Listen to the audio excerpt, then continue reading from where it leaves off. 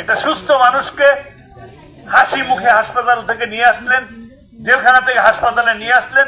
আপনারা সকলেই দেখলেন তিনি হাসি মুখে অ্যাম্বুলেন্স থেকে নামলেন, হুইল চেয়ারে বসলেন। তিনি কি হার্ট অ্যাটাকের পেশেন্ট ছিলেন? হার্ট অ্যাটাকের পেশেন্ট হেঁটে নামে? হার্ট অ্যাটাকের পেশেন্ট স্ট্রেচারে শুয়ে শুয়ে নামে।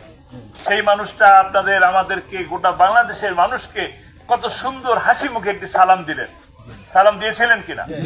আল্লামা সাঈদীর স্বপ্ন ছিল শাহাদাতের মৃত্যু। আমরা বিশ্বাস করি, মনে করি যে আল্লাহ তাআলা তাকে শহীদ হিসেবে কবুল করেন। আপনারা বিশ্বাস করেন তিনি নিরপরাধ মানুষ ছিলেন? এটাকে বিশ্বাস করেন?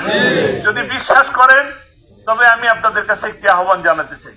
তার বিরুদ্ধে যে মিথ্যাচার করা হলো, আমরা যে সাক্ষী নিয়ে গেলাম, সেই সময় সেই সাক্ষীদেরকেও সাক্ষী দিতে দেওয়া হলো না, সাক্ষীকে অপহরণ করা হলো।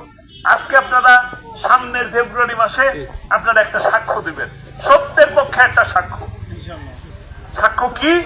যে আপনি আমার পাশে দাঁড়াবেন, আমাদের পাশে দাঁড়াবেন, দাঁড়িয়ে বলবেন যে আল্লামা সাঈদী নির্দোষ ছিলেন। রাজি আছেন? আসরের পরে মাগরিবের আগে দোয়া কবুলের সময় আপনারা কি কথা দিচ্ছেন যে এই সাক্ষ্যটা দিবেন যে তিনি নির্দোষ ছিলেন? কারা কারা রাজি আছেন?